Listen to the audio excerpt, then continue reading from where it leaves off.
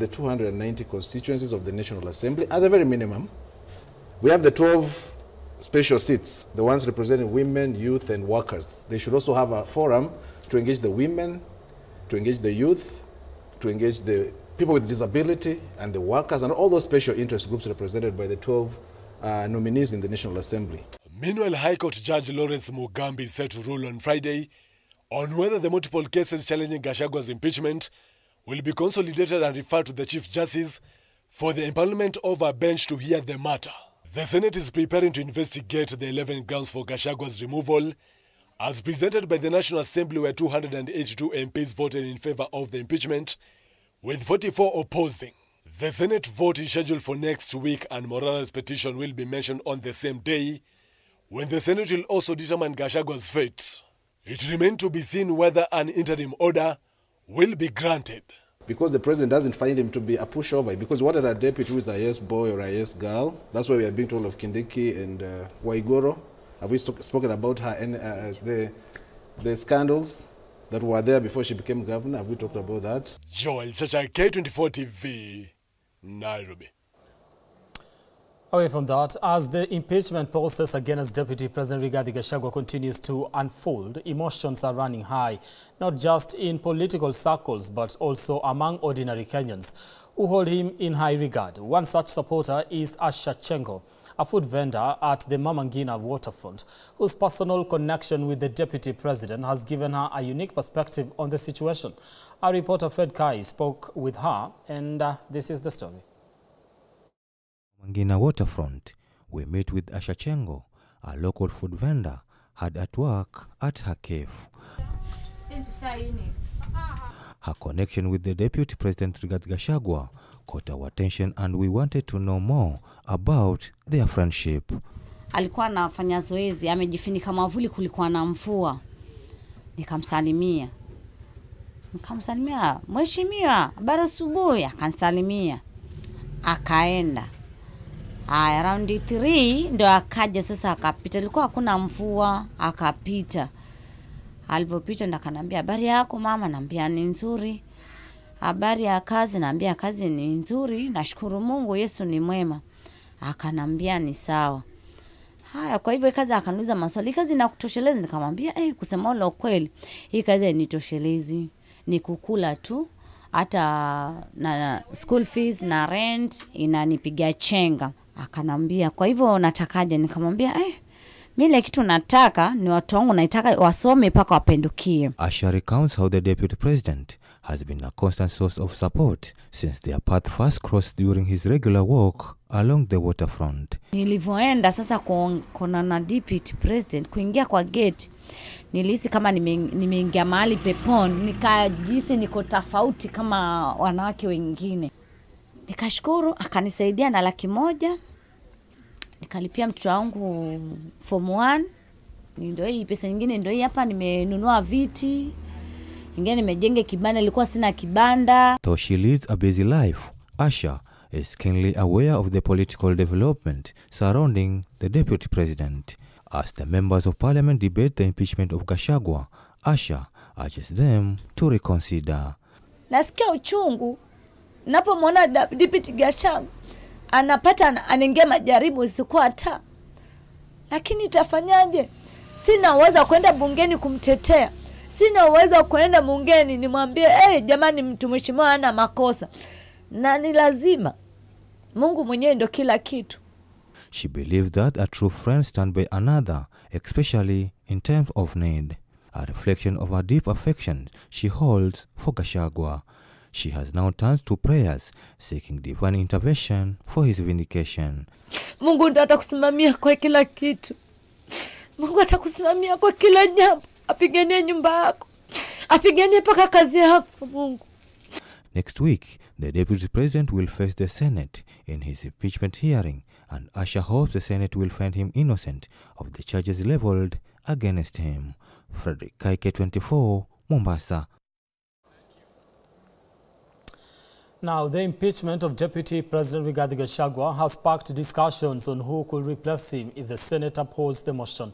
Names both within and outside the Mount Kenya region are being floated as potential candidates for the position of the next deputy president. We take a closer look at the pool of names the president is likely to choose from should the position become vacant. Article 146 of the Kenyan Constitution states that when a vacancy occurs in the office of the president, the deputy president assumes the role for the remainder of the term. Article 147 adds that the deputy president acts as a president when the president is absent or temporarily incapacitated. The Constitution of Kenya, which is the supreme law of the land, places the deputy president a heartbeat away from becoming the commander-in-chief, essentially making the deputy president a president in waiting. The deputy president, elected on a joint ticket with the president, can only leave office through death, resignation or impeachment, the latter being the process that Gachagua is currently facing. Following the successful motion in the National Assembly, the case has now moved to the Senate, which will conduct a trial to determine whether the 11 grounds for Gachagua's impeachment are valid. In the unfortunate event it proceeds to the Senate, I'll be there again to prove my innocence by way of evidence. When I called this press conference, there was a lot of speculation that Rigathi Gachagua wants to resign.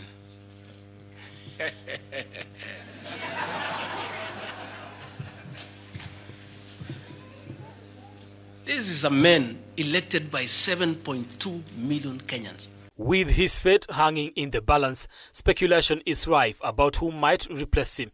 Several names have emerged as potential contenders for a position that under the 2010 constitution seems more of a burden than a blessing. Hiyo kiti ya deputy president, hatuitaki Mount Kenya, ni kiti ya ujinga. Naomba hiyo kiti kwa sababu walisema Rigathi Gachagua ni tribal, isiletwe tena huku Mount Kenya. Ipelekwe Rift Valley, kitu tutajaribu kuleta huku hatukitaki. Outside the Mount Kenya region, Prime Cabinet Secretary Musalia Mudavadi is seen as a likely candidate as the seat may be taken away from the mountain region. Ladies and gentlemen, Wiper Party leader Kalonzo Musyoka, a former vice president, is also in the mix. His experience and political standing might appeal to a president eager to make a bold political statement. Additionally, Homa Bay Governor Gladys Wanga has been heavily mentioned, with the broad-based government likely to consider inclusivity in its decision-making. Within Mount Kenya, other prominent names rumored to be in contention include Kithure Kindiki, who is the Cabinet Secretary for Interior, Lance CS Ali Swahome, Kirinyaga Governor Anne Waiguru, former MP Peter Kenneth, Kiharu MP Ndindi Nyoro, Laikipia MP Mwangi Kinjuri, and Majority Leader Kimani Ichung'wah. we must also agree that going forward, if a man is a candidate for president in our party, the woman must be the runner. Should gender play a role in the president's decision?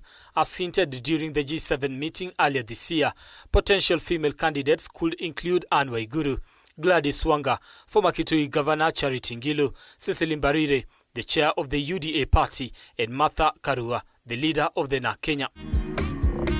Gachagua, eager to defend his seat, is now up against a system seemingly intent on his removal. The silence of the president in the midst of this turmoil could signal approval of the impeachment process. To end divisive politics in our country, Rigathi must.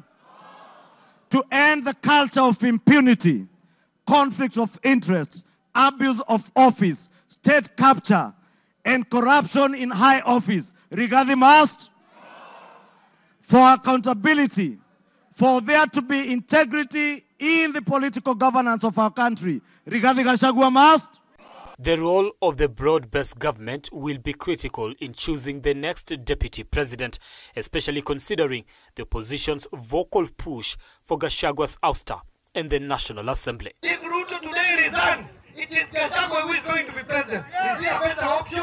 To me, I say no. Gachagua is worse than Ruto. He's a tribalist. He's in Kenya. He's a company with the shareholders where we don't belong. Brian Amuai, K24. So help me God. Tumpongeze kwa mako.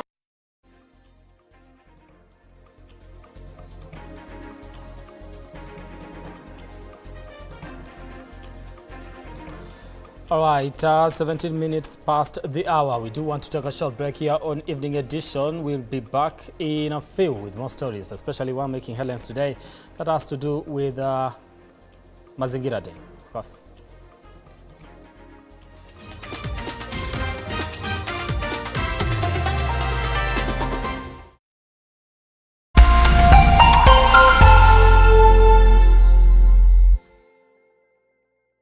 We asked the children, how many of you brushed this morning? And this little boy, his hand didn't go up. And I said, well, why didn't you brush this morning? He said, my brother was using the toothbrush. If I'd waited for him, I would have been late for school. I'm sorry, I get a bit emotional when it comes to that. To be able to change a child's life, to be able to bring back that confidence about their smile, for me, is phenomenal. As the sun rises, so do we, as we trust it to rise and set without any worries interrupting your day. StarTime's home solar solution with solar panels, hybrid inverter, and lithium battery, powering your prosperity and happier life, empowering you to do the things that really matter. A complete and reliable home solar solution. Call us today. StarTime Solar. Power your life. Kurumisha ndege. Aviator instant game. Be a daring pilot and earn by how much high you can lift the plane. The higher you fly, the higher your win. The sky is the limit. More that bet. Colgate Herbal is formulated from a unique blend of natural herbs and is scientifically proven to strengthen teeth and keep gums healthy. Try Colgate Herbal, scientifically proven for strong teeth and healthy gums. Colgate Charcoal, the charcoal toothpaste you can trust.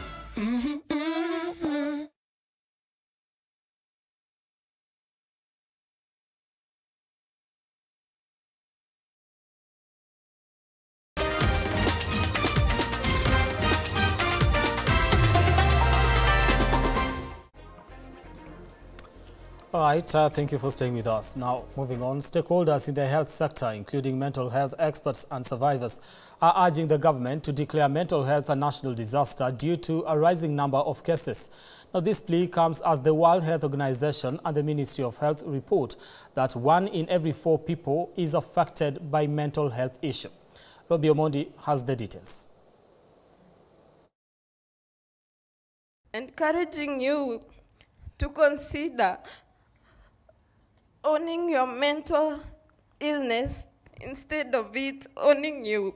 As the world marked Mental Health Awareness Day, it was established that the society lacks knowledge on what mental health entails. Like I remember my dad that time, after discharge, he always asked me if I was under drugs, like bang or alcohol. And my mom on the other side was questioning herself if maybe I was bewitched or anything. Despite statistics showing that 1 in 4 Kenyans experiences a mental health issue, awareness remains low. Yaweza kuwa ni wewe, yaweza kuwa ndugu yako, yaweza kuwa ni mtoto wako. Na tukishirikiana na department ya health pia tunatarajia kuanza kufanya assessment katika watoto wa shule. Kila nyumba kwa sasa tunavyozungumzia lazima kuna mtu ambaye tayari ashaathirika. Currently, most counties lack a psychiatrist, many depending on referral hospital, especially Mathare Hospital for mental health services. 34 counties have a psychiatrist and some mental health services. Majority of these are at our county referral hospitals and only 5 at sub-county hospitals. 13 counties lack any sort of mental health services and they rely on their nearest county hospital or Mathare National Teaching Hospital for the services. It is estimated that for the Ministry of Health to tackle matters mental health, it needs to invest 40 billion towards service delivery and mental health centers. For example, persons dying out of suicide, the rampant homicides, and the menace of substance use among our youth. Without intervention, we expect these challenges to rise with the rising population growth and increased pressure of life. The ministry has also called upon employers to ensure healthy working environments for its employees. Employers are encouraged to implement mental wellness programs that address the overall mental well-being of their employees, prevent the occurrence or worsening of mental health issues, and provide care and support for those who require treatment.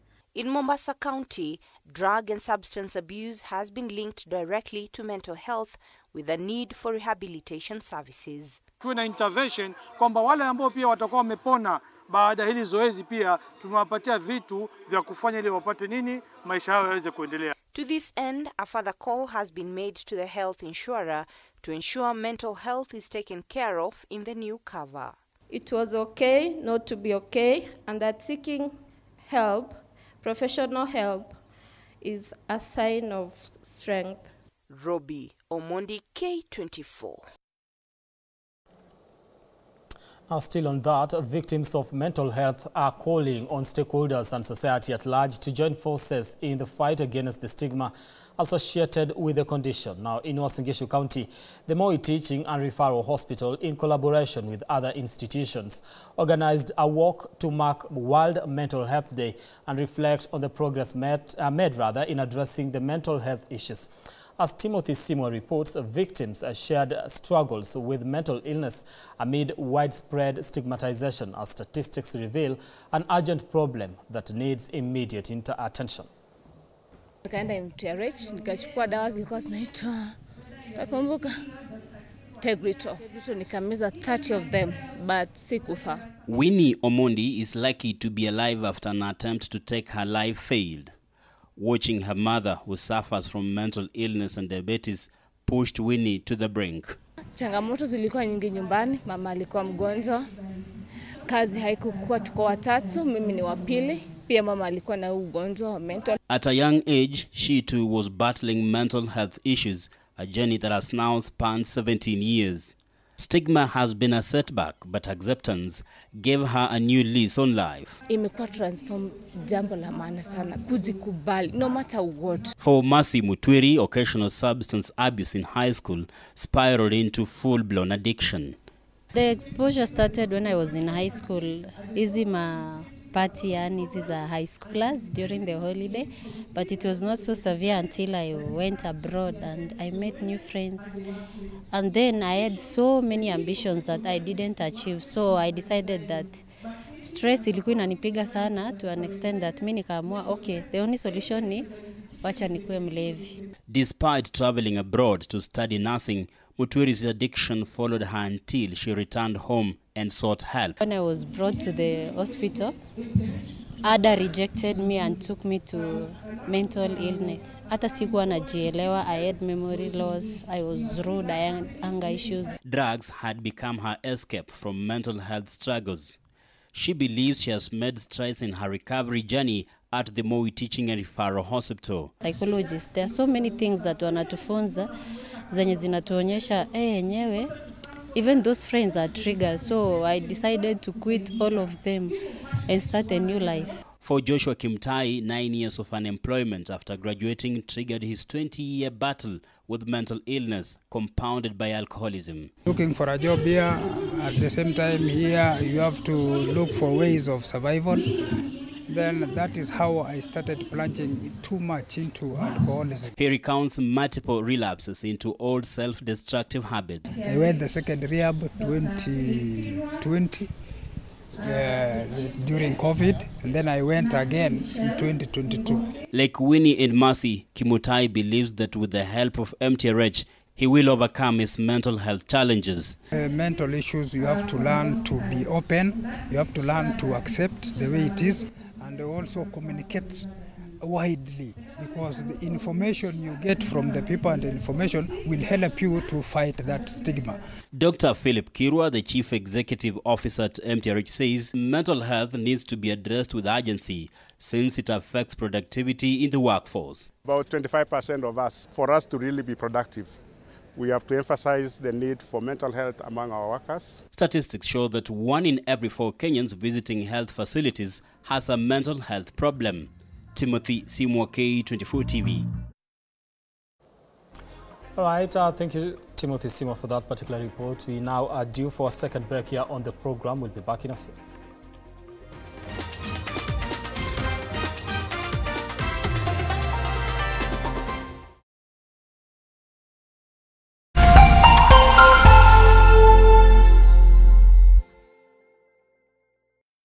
Back to the future. The future is simulate. Bet smarter. Win faster now. Be a winner. Mozart Bet. You have all heard the word Betika, but do you know what Betika really means? To Betika is to climb to the top of the world. To Betika is to get promoted to the next level. And to win again, and again, and again. To Betika is to test the limits of speed. And to swing hard at every opportunity. To Betika is to do the impossible. It is possible with Betika. Welcome to Betika, the home of champions. Ikiwa umejisikia kuwa na mama, si utafute mama. This Sunday, we confront one of society's darkest truth. Nataka kupika nduru, ananiambia jaribu. A hard-hitting conversation on the harsh realities of children born out of defilement. People are like, are you born out of rape? A story of pain. Sehemu ya uzazi imekuwa kubwa na nyuma. Sasa mtoto saa zingine huwa anachiendea haja kubwa kama ni nyepesi. Resilience. Na huyu mtoto alikuwa matarajio mbele yangu. And hope. You see this journey of changing our life, right? We'll do it together. Join us as we uncover the untold stories. Akaanza kuniambia ati venye nikisikia mtu na hii mambo either nikuue ama niue familia yenu. The psychological scars. I even fear what happened to me to happen to my children. And the relentless fight for dignity. Ninaomba wafurana waoe. Kila mtu waoe. This Sunday at 5 p.m. only on K24 TV and Kameme TV.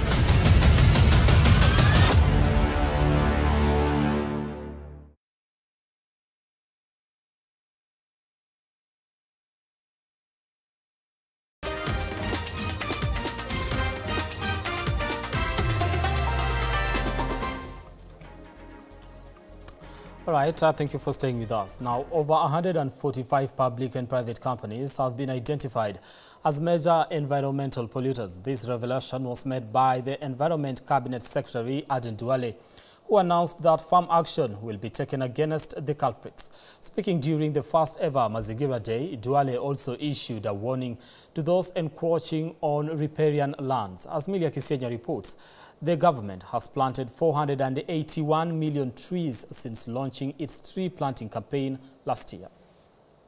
As Kenyans across the country mark the first ever Mazingira Day, instituted in Law last year, the call to protect and conserve the environment has never been louder. However, achieving these goals remain an uphill battle. While leading the Mazingira Day celebrations at the Nairobi Arboretum, Environment CS Aden Duale joined Kenyans in a cleaning exercise. During the event, Duale didn't mince words, naming and shaming 145 companies notorious for polluting rivers and the environment, including Nairobi Water and Athi River. We want to engage over 20,000 young people solely to clean Nairobi River. What you see behind me here is not a river, and I'll repeat it. And the media will see it for itself. Regarding the government's effort to reach its ambitious goal of planting 15 billion trees, Duale shared some promising progress. We have put on notice the polluters of Nairobi River, industries, factories, slaughterhouses, Nairobi Water and Sewer Company, Athi Water and Sewer Company.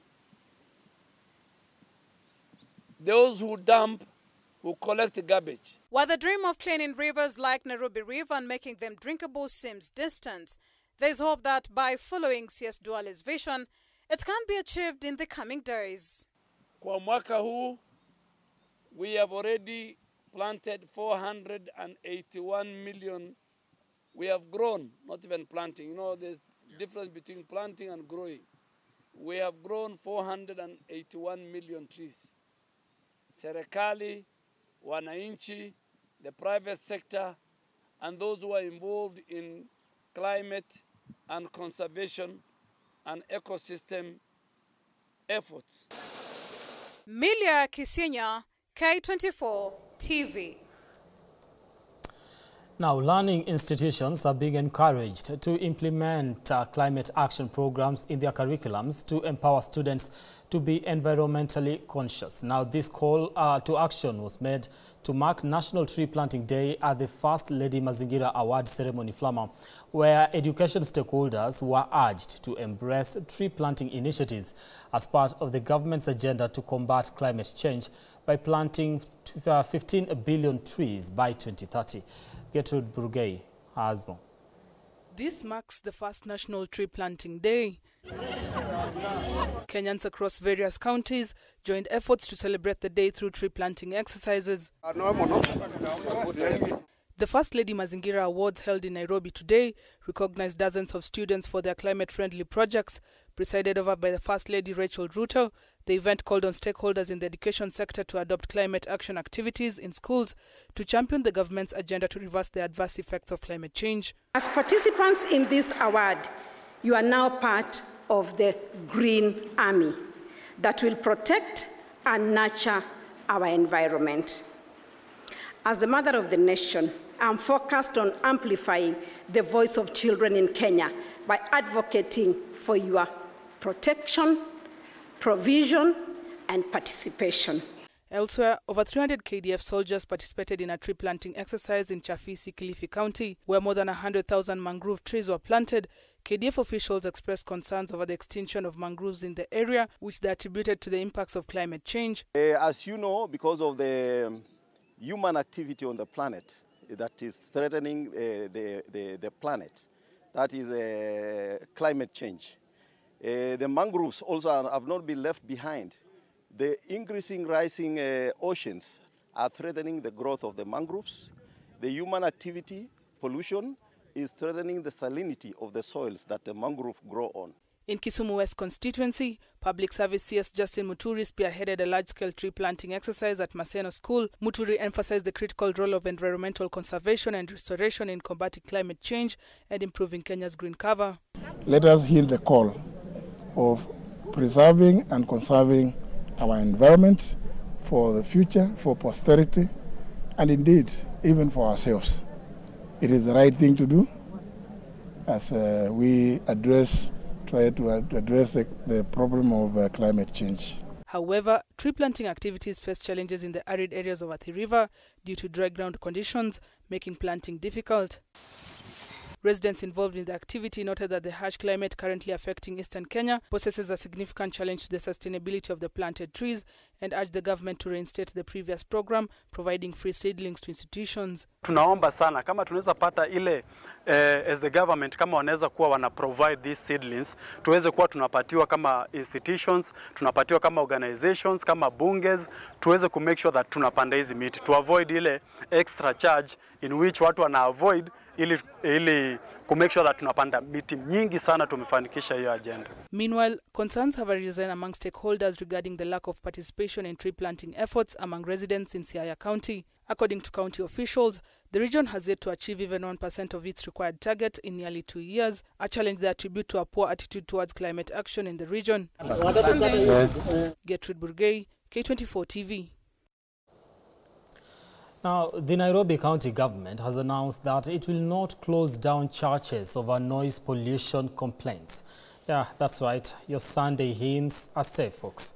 Now, instead, officials have emphasized a stricter approach towards nightclubs, citing ongoing defiance regarding noise regulations. Here is Majibu Kisau with more.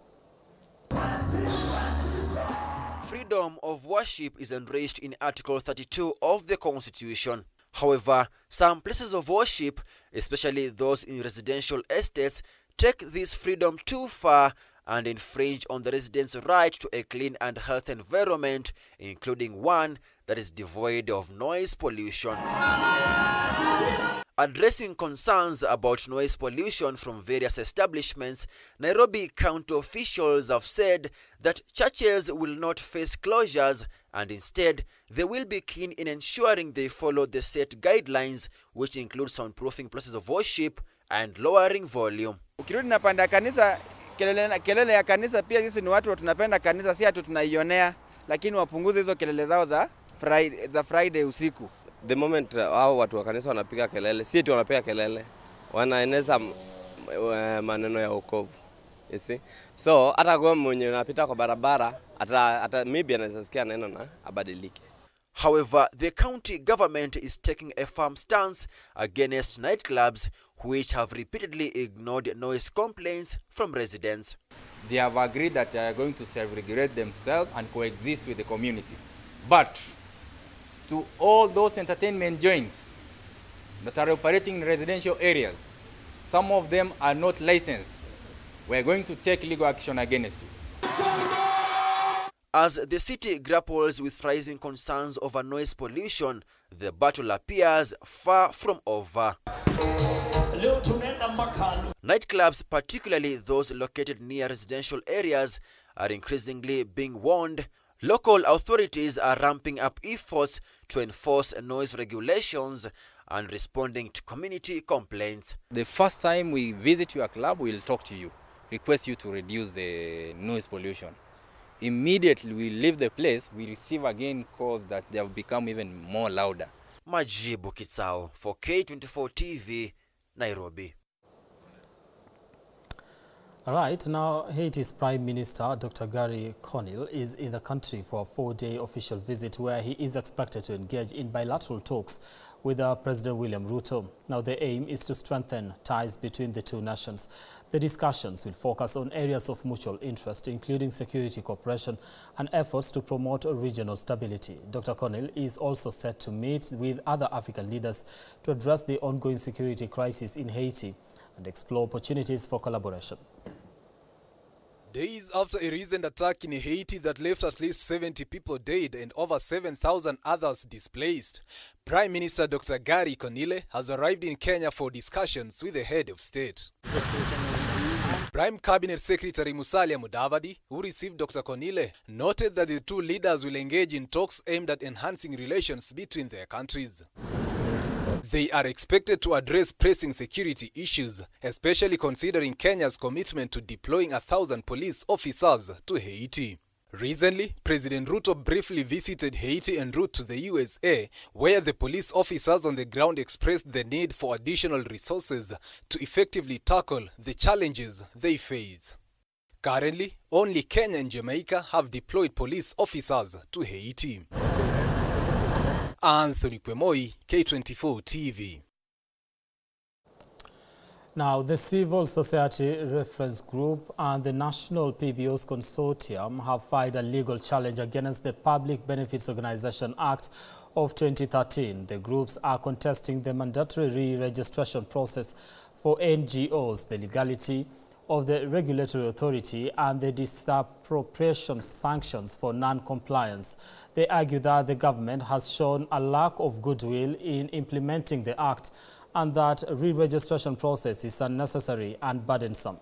The court has set a hearing date for November 5th to hear arguments from both sides.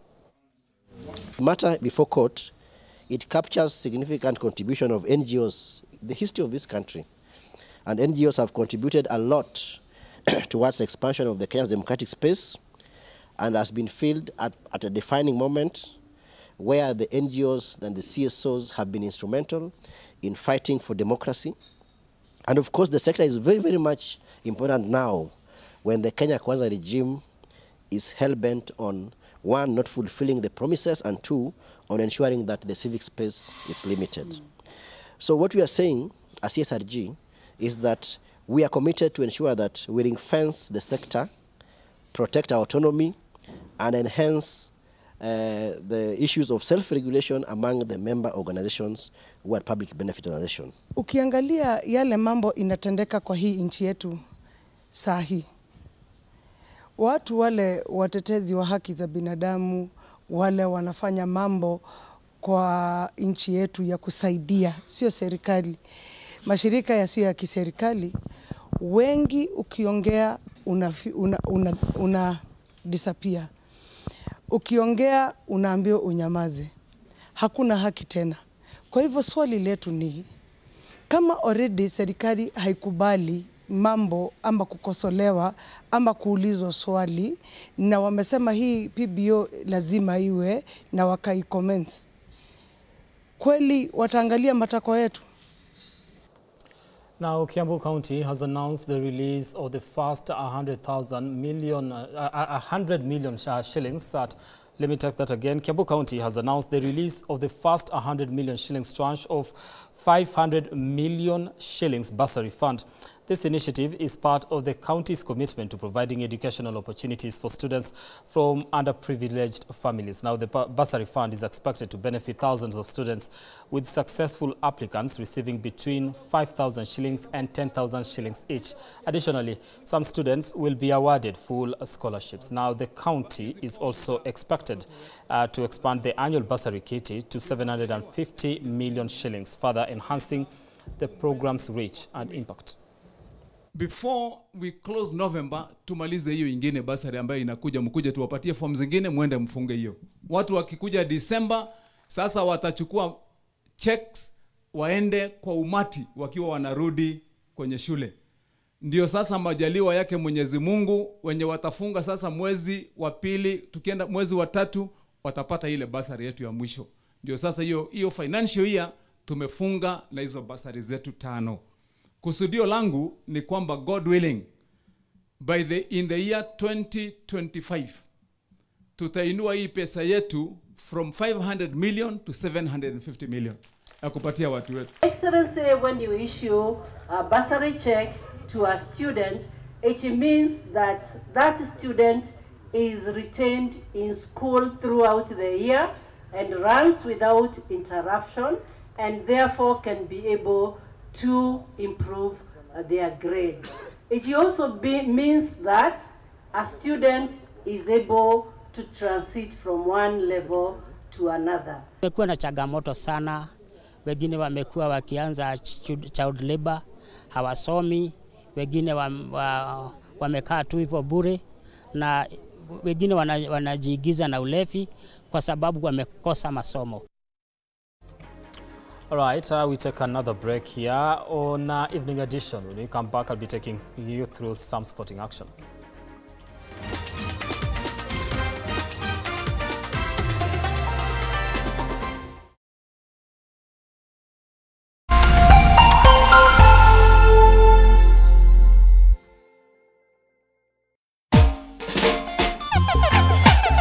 Na na na na